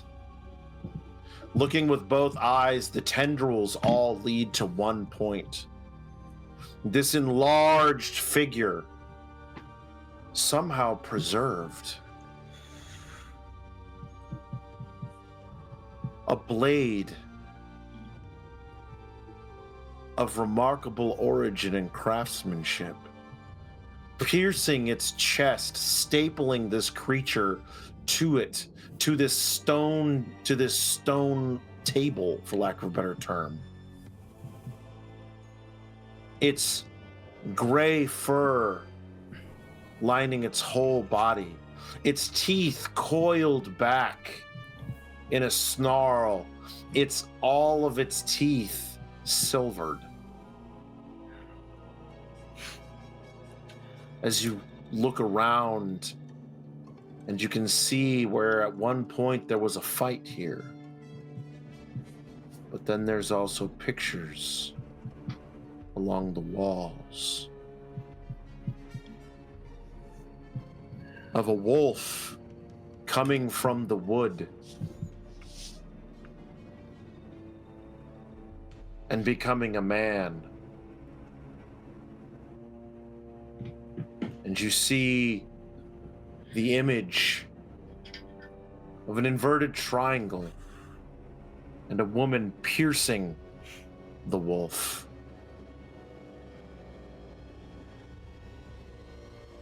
Arcane symbols and runes matched with that of tribal markings of your people. Familiar yet unknown at the same time.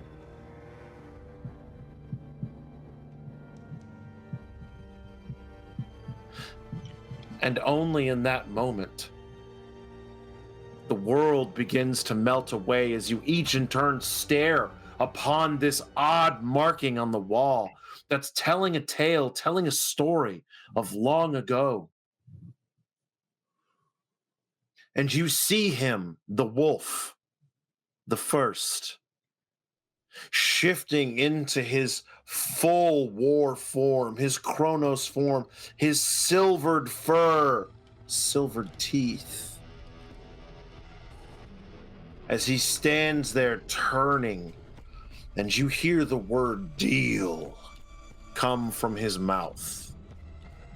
In this form, you know that simple words, nothing complex can be said, but you hear that word nonetheless.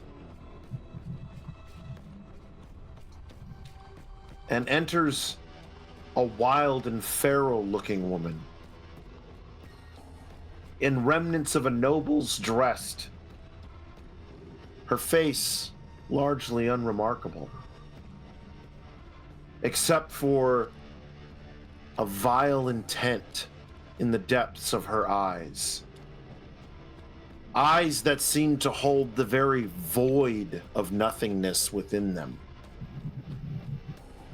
And they cast a baleful glare. The first rears back, and his canines growing. As she turns and wisps of dark energy course across the blade that is twice her size, sitting upon a mantle, as she grabs it and thrusts it through. The words spoken on her lips inaudible.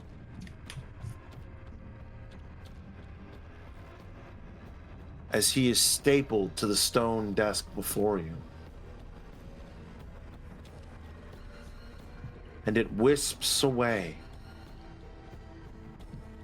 And you are back in that room for a moment.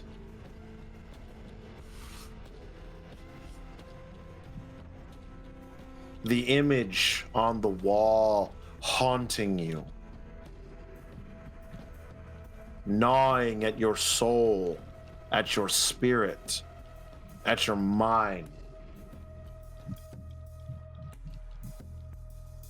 The wolf appears sitting on top of the Kronos-formed werewolf's body.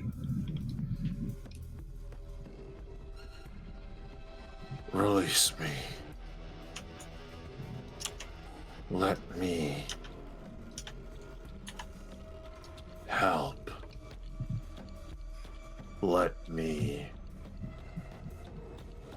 be free.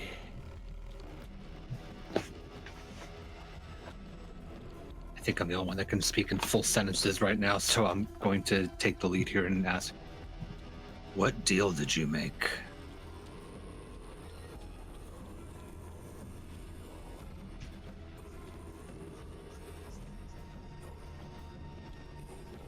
Rule all within and without the mountain. Betrayed, made an offering, became what I am. What did you make the deal with?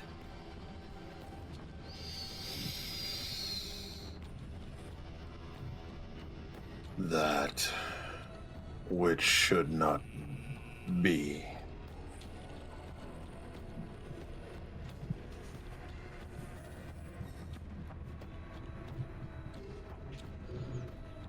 The worm or something else? Else. Deal we had.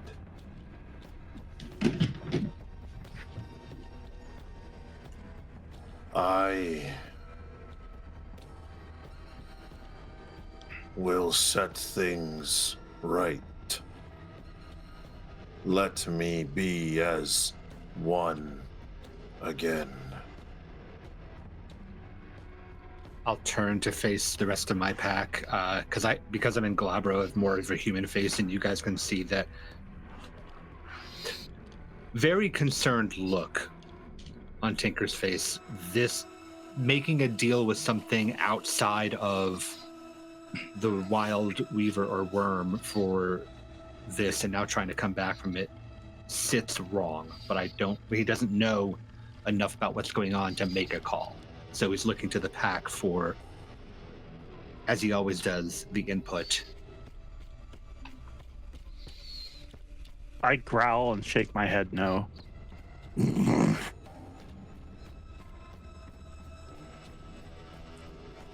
Doc will be a little puzzled, look at everything, and then just simply say, vampire. I'll look back to the wolf at that.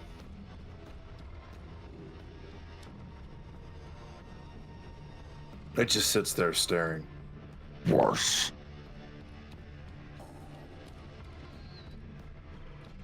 I'll look back to Colette. Does Colette get the impression that removing the sword is what this werewolf is asking for?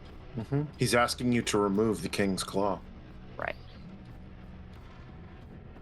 And its hilt, I'm assuming, is pointed upwards. Mm-hmm. And It is the paw. It is like the pawed arm of a Right, wolf. Okay. She definitely clocked that. And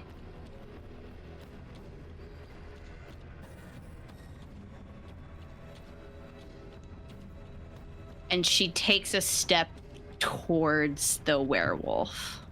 I Just start one step. growling and take a Like step it's towards like you. her saying yes, basically. She's not going super far. She's taking one step forward.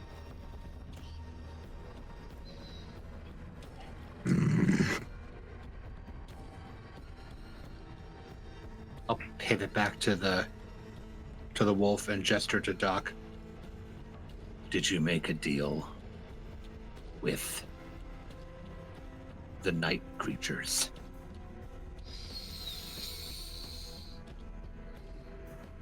Betrayed. I was.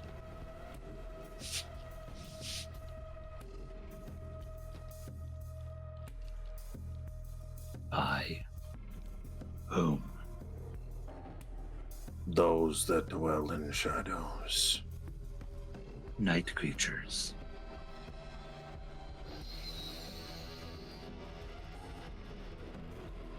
Deceivers. You refuse to answer, and it gives me unease. We are. Like every time that you say night creatures, he doesn't quite understand what you're saying. Got it. right? So like that's what he's trying to think of what else do you call them? You know what I mean? Like, Right. so it's not I'm that waiting he's for the cue. yeah, he's just like He didn't respond to vampire, so I tried a different term at this point. yeah, he's just like, what? Well, we asked if it was the worm, And he said right? something And else. that would be vampire, wouldn't it? Nah, that's a shaky ground as to whether or not Okay. vampires are actually the worm or not. It's like worm tainted, but it's not Yeah. like specifically of Okay. yeah, it's up in the air. So I'm just gonna start cycling through. Vampire leech. K-Knight. And you see his eyes get real big at the last word. I'll turn back to the pack. The first made a deal with vampires and was betrayed. And now he wants to be freed to make it right. I can't say I disagree with it, but I'm concerned where it stops. I think at this point, you'll see Doc just shaking his head before you'll see as he shifts back into his human form. And he will, with his vision still being that it is, I'm imagining the tendrils are present here. Mm-hmm. Yes. The tendrils are here. If we are to cleanse this of these tendrils, if it's possible the vampires had betrayed the first from whatever deal that was made, pulling this would potentially lead to cleansing of the tendrils that corrupt this land. I'll turn back to the wolf. Does it stop with the K-Knights? Your mission? Those that aid them.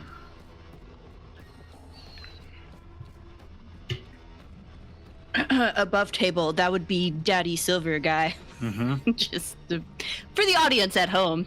Oh yeah. Colette's dad is very in with the vampy voice right now.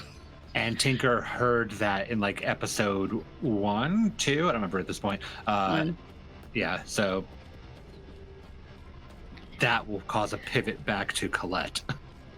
And no words there. She takes another step forward.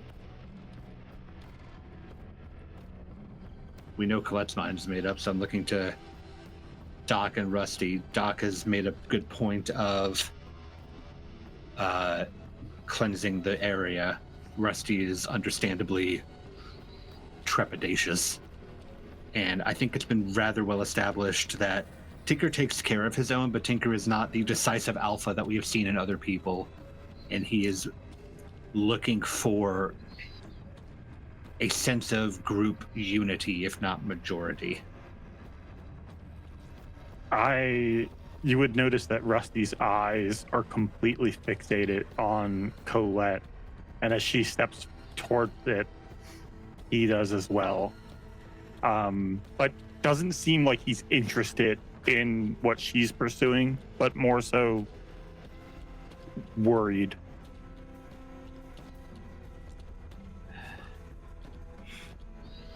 If we And just to Doc, because he's the one that clocked this.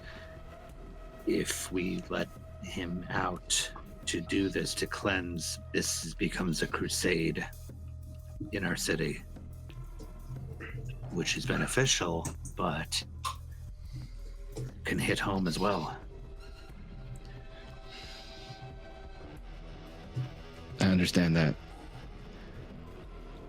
This is a difficult decision, and it's one where, regardless of what we decide, we will face the consequences of it. And I say we beyond just us four, but for us and the others that inhabit this land. I don't have a perfect answer. My main thing is seeing this corruption throughout our city. I don't like it. But you're right. This would lead a crusade, and that I'm also not for. So now I'm concerned. Now I'm split down the middle. Which means if we're going to let him out, we need to be prepared.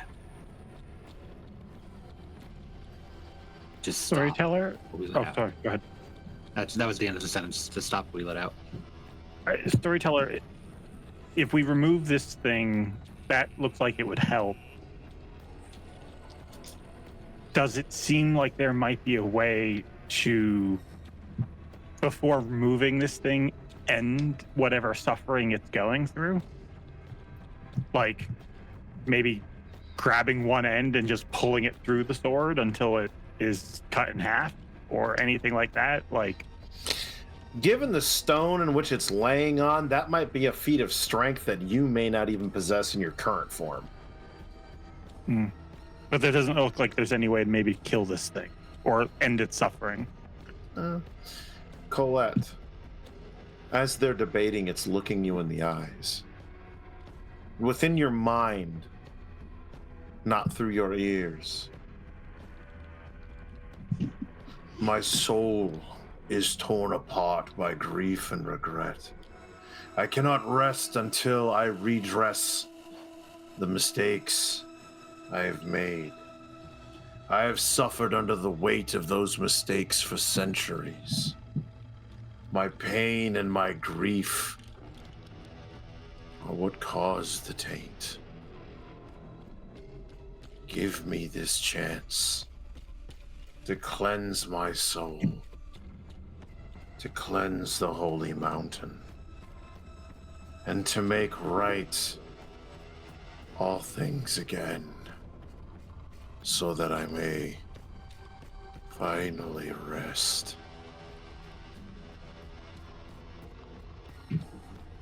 Can I get a read on how truthful he is sounding?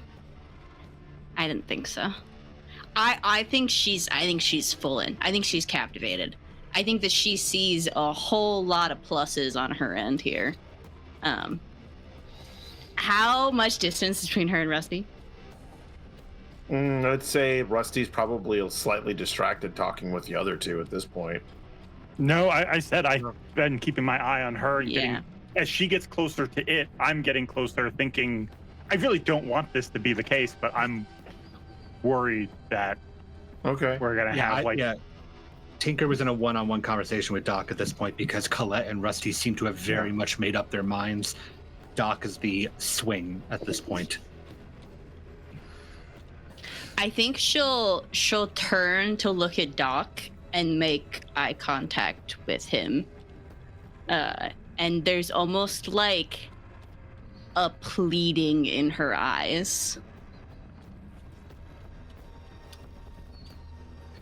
There will be a moment like it's like when they lock eyes with each other. Memories of the studying and everything that Doc has done to help with research for Colette, and then being led here and having this choice to make. He'll have a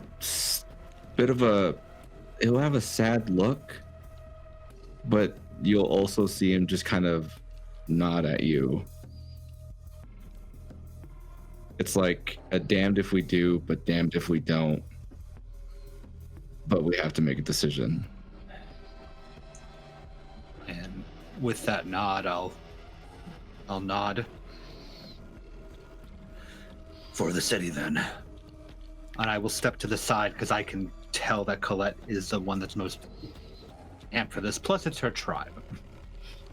Yeah, I don't think even a half a second happens, like of time passes before she is on her heels and she walks right up to the claw. Which hand do you grab it by? So I'm envisioning it's her right that got split down the middle, because that would be her dominant hand. Yep. I think it probably doesn't look like it's like right or left-handed. No. I think she's not a poetic person, but I think she's purely on instinct, and she instinctively uses her right hand because that's her dominant to grab it with. As you grab it and you pull the sword, it's like pulling a hot knife out of butter for you. As your hand grips the king's claw, and the world in that moment comes to a standstill as memories, things you shouldn't know, things you shouldn't believe begin to flood your mind. Of Joseph I making deals, trying to save what he can, seeing the hubris of man building up around him, taking control, and how he needed to command and control all of those that are within and around him, as any silver fang worth his grain and salt would do. And he was given the king's claw, thought to be that which would ensure his rulership. Only it came with a curse. That curse would be that no matter what he tried, no matter what he executed, no matter how he did, those would bend the knee to him, but only those who dared defy him would be the ones to rule. And it was, in fact, a deal that caused him this fate. But in that hushed tone, you hear, only the dwellers and the masters of shadows will release you. And in that moment, you see your father standing there over the body, some skulking creature in the shadows behind. Him mouthing the words, "This must stay hidden." And him turning to Armand and saying, "Drive out every shadow lord within the city. Hunt them down. Kill them all. The line must not be broken." Only you see him later taking your mother from Ulf, claiming her as prize of trial by combat, and Ulf being exiled from the cairn. Only you're born 6 months later. We done And as the blade is pulled free, a thunderous roar ripples through the entirety of the cave, of the tomb itself. It all begins to shake.